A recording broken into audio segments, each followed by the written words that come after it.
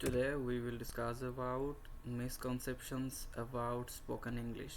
আসলে স্পোকেন ইংলিশের মধ্যে স্পোকেন ইংলিশ নিয়ে আমাদের যে পরিমাণ ভয় এবং ভীতি সেগুলো কিছু ভুল ধারণার কারণে আমরা আজকে এই ভুল ধারণাগুলো নিয়ে কথা বলবো। আসলে কি বলবো, ভাষার ক্ষেত্রে যেটা আমরা বলবো সেটাই হচ্ছে আমাদের সবচেয়ে ইম্পর্ট্যান্ট। আসলে কি বলবো না বলবো সেটা অটোমেটিক চলে আসবে। সো এটা নিয়ে ভয় পাওয়ার তেমন কিছুই নেই, তবে আমরা যে বিষয়গুলো মিসকনসেপশন যেগুলো ভুল ধারণা নিয়ে আমরা ভয় পাচ্ছি সেগুলো নিয়ে আজকে কথা বলবো। ওকে, চলুন দেখি আমাদের কি কি ভুল ধারণা আমরা সাধারণত নিয়ে বসে থাকি। প্রথমত, ফ্লুয়েন্সি রিকোয়ার্স পারফেক্ট গ্রামার। এখন ভাষার ক্ষেত্রে ব্যাকরণের কতটা প্রয়োজন আছে কি নেই সেটা নিয়ে অনেকের মধ্যেই অনেক অনেক ভুল ধারণা এবং অনেক ভয় কাজ করে। ফ্লুয়েন্সি রিকোয়ার্ড, আপনার ফ্লুয়েন্টভাবে কথা বলতে গেলে আপনার গ্রামারের অনেক বেশি প্রয়োজন হবে, এই ধারণাটা অনেক কি ভুল। Many people believe that fluency in spoken English means speaking with flawless grammar. Okay. এখন অনেকেই যেটা মনে করে যে ফ্ললেসভাবে গ্রামার বলতে বলতে গ্রামারের স্ট্রাকচারগুলি ফলো করে কথা বলাটাই হচ্ছে fluency in English. Actually not that. However, fluency is more about effectively conveying ideas and understanding rather than perfect grammar uses. আপনার ফ্লুয়েন্সিটা হচ্ছে আপনি কতটা পারফেক্টভাবে মানে নিজের মধ্যে হিজিটেশন না রেখে আপনি কথা বলতে পারছেন, সেটাই হচ্ছে আপনার ফ্লুয়েন্সি। এখানে গ্রামারটা অনেক বড় ইস্যু না। So don't think like that. দ্বিতীয়ত, accent determines language proficiency. Actually এইটা হচ্ছে সবচেয়ে বড় ভুল ধারণা। যে ভুল ধারণাগুলি আমরা পোষণ করি, সবচেয়ে বড় ভুল ধারণা যদি আমি বলি, এটা হচ্ছে সবচেয়ে বেশি। অ্যাকসেন্ট বিষয়টা কি? অ্যাকসেন্টটা হচ্ছে আঞ্চলিক ভাষা। বাংলাদেশে আমাদের অনেক রকম মানুষ আছে, অনেক অঞ্চলের মানুষ অনেক রকম ভাষায় কথা বলে। সিলেটের মানুষ একরকম ভাষায় কথা বলে, চিটাগংয়ের মানুষ একরকম ভাষায় কথা বলে। এখন আপনি যদি মনে করেন যে আমি বাংলা শিখতে হলে সিলেটের মানুষের ভাষায় কথা শিখতে হবে, চিটাগংয়ের ভাষায় কথা শিখতে হবে, আসলে সেটা কিন্তু ধারণাটা ভুল, সেটা আপনিও বুঝতে পারেন। সো এই ক্ষেত্রে আপনার ইউএসএস অ্যাকসেন্ট শিখবেন না, ক্যানাডিয়ান অ্যাকসেন্ট শিখবেন না, ইউকে অ্যাকসেন্ট শিখবেন, সেটা নিয়ে অনেক বেশি একটা চিন্তা ভাবনা করে লাভ নেই। There is a misconception that having a specific accent, particularly native English accent, signifies higher proficiency in English. In reality, accent vary widely among proficient speaker, and having a different accent does not indicate lesser language skill. Actually আসলে এলাকার ভিন্ন এবং স্থানকাল পরিবেশের ভিন্নতার কারণে অ্যাকসেন্টের পরিবর্তন হয়। So আপনি সে বিষয়টা নিয়ে অনেক চিন্তিত হওয়ার তেমন কিছুই নেই। You don't have to be worried about it. Because আমি যখন প্রথম ইংলিশ বলতাম, আমার এখন যে ফ্লুয়েন্সিটা আছে বা আমি যেভাবে যে অ্যাকসেন্টে বলছি, আমি সেই অ্যাকসেন্টটাতে বলতে পারতাম না। তো এখন আপনিও যদি ডে বাই ডে প্র্যাকটিস করেন, আপনার এই ফ্লুয়েন্সিটাও নিজে নিজে চলে আসবে। সো অ্যাকসেন্ট নিয়ে আপনার টেনশন করার কিছু নাই, ফ্লুয়েন্সি নিয়ে আপনার টেনশন করার কিছু নাই। আপনার যেটা নিয়ে করতে হবে সেটা হচ্ছে practice. Okay. In formal education is only way to learn. আসলে অনেকে মনে করে যে আসলে আমরা যদি শুধু স্টেপ বাই স্টেপ যেভাবে আমাদের স্কুলে কলেজে পড়াচ্ছে আমরা ওইভাবে করলেই আমরা শিখে যাবো ইংলিশে কথা বলাটা। অ্যাকচুয়ালি নট লাইক দ্যাট, সেটা কখনোই পসিবল না। আপনি শুধু ফর্মাল এডুকেশন দিয়েই ইংলিশ শিখতে পারবেন না, সেটার প্রতি আপনার ডেডিকেশন থাকতে হবে এবং আপনার এমন বুঝতে হবে যে আমি এটা শিখবো, আমি এটা পারবো। আর সবচেয়ে বড় বিষয় হচ্ছে আপনার মধ্যে ওই জিনিসটা ঢুকাইতে হবে যে ইংলিশ একটা সাবজেক্ট নয়। আমরা যেটা সাধারণত স্কুল কলেজে আমাদের যেটা শিখে, ইংলিশ হচ্ছে একটা সাবজেক্ট, সেটা আমাদের শিখতে হবে পাস করার জন্য। Actually not like that. ইংলিশটাকে আপনার শিখতে হবে অ্যাজ এ ল্যাঙ্গুয়েজ, একটা ভাষা যেটা আপনি বাংলায় এখন বলতে পারতেছেন, আপনি ঠিক সেম ওয়েতে ইংলিশেও বলতে পারবেন। সেই বিষয়টা আপনার বুঝতে হবে, সেটা হচ্ছে ইংলিশের সবচেয়ে বড় ইম্পর্ট্যান্ট বিষয়।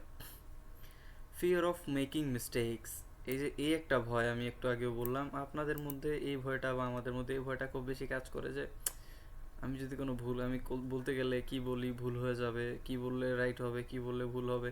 এই যে ফিয়ারটা, এই যে ভয়টা আপনার নিজেদের মধ্যে কাজ করে, এটাই হচ্ছে সবচেয়ে বড় কারণ আপনার শিখতে না পারার। Many people fear making mistakes while speaking English. অনেক মানুষই ইংরেজি বলার সময় ভুল করার ভয়ে ইংরেজি বলতেই পারে না। এখন আপনি চিন্তা করতেছেন আমি যদি এটা বলি ভুল হয় তাহলে কি হবে। তো আপনি যখন এটা চিন্তা করে যখন বলছেনই না, তখন তো আপনার ভুল সঠিক কোনোটাই হওয়ার চান্স থাকছে না। আপনি যখন মিস্টেক করবেন তখন আপনি সেটাকে রাইট করার চেষ্টা করবেন, বা আপনি সেটা ফার্স্ট টাইম মিস্টেক করলে সেকেন্ড টাইম থার্ড টাইমে গিয়ে আপনি এটা পারফেক্ট বলতে পারবেন। বাট আপনি যখন প্রথমেই চিন্তিত যে আমি মিস্টেক করবো কিনা, ভুল করবো কিনা, তখন আপনি এই ভয় যদি নাই বলেন তাহলে তো আপনার বলাই হচ্ছে না।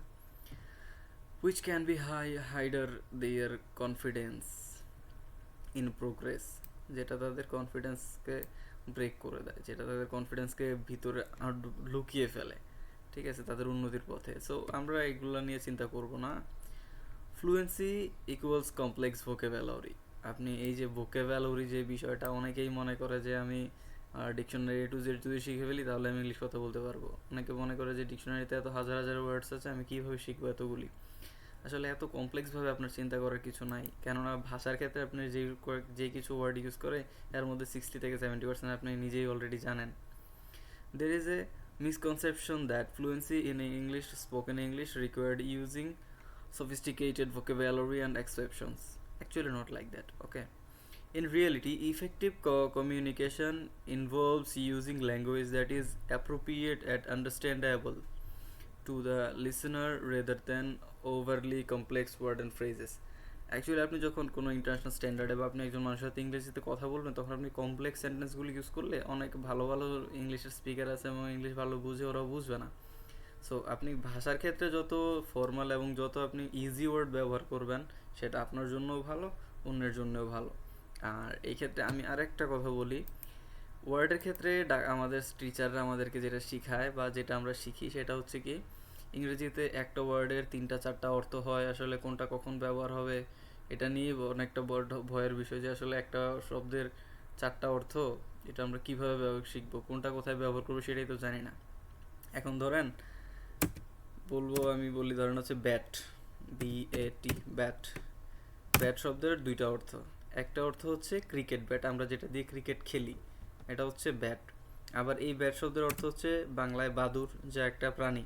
এখন আপনি কখন বুঝবেন কোনটা ক্রিকেট ব্যাট, কোনটা বাদুড়? আসলে অ্যাকচুয়ালি আপনি যখন ক্রিকেট নিয়ে বা খেলার নিয়ে যখন কথা বলবেন, তখন আপনি যদি ব্যাট বলেন, তখন আপনি অবশ্যই ওই বাদুড়ের কথা চিন্তা করবেন না।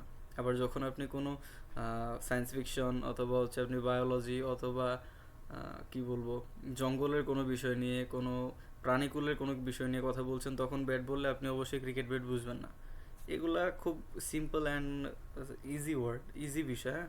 আর এটাতে আপনি ভয় না পেয়ে, যে আসলে একটাতে আমার 3-4টা অর্থ আসতেছে, এটা দিয়ে আপনি ভয় না পেয়ে এটাকে আপনি পজিটিভ ওয়েতে যদি নেন, তখন আপনি চিন্তা করতে পারেন যে এখন এই একটা ওয়ার্ড আমি যদি 4টা জায়গায় ব্যবহার করতে পারি, তার মানে আমি একটা ওয়ার্ড শিখতেছি, আমার 4টা ওয়ার্ড শেখা হচ্ছে। আমি একটা ওয়ার্ড শিখতেছি, এর অর্থ আমি 4টা জানি, 4টা জায়গায় আমি এটা ব্যবহার করতে পারবো। আপনি এই ধারণাটা নিয়েন না যে আমি এই একটা ওয়ার্ড তো 4 জায়গায় ব্যবহার হয়, আমি কীভাবে শিখবো। Not like that. আপনি ইজিলি নেবেন, ইজি ওয়েতে নেবেন, আপনার শিখতে খুব সহজ হবে। আর আমরা তো সেটার জন্য আছি। Okay, I think your misconception will be clear about after this discussion. If there are any question, make note and ask to us. Okay, see you tomorrow or see you next in some new videos.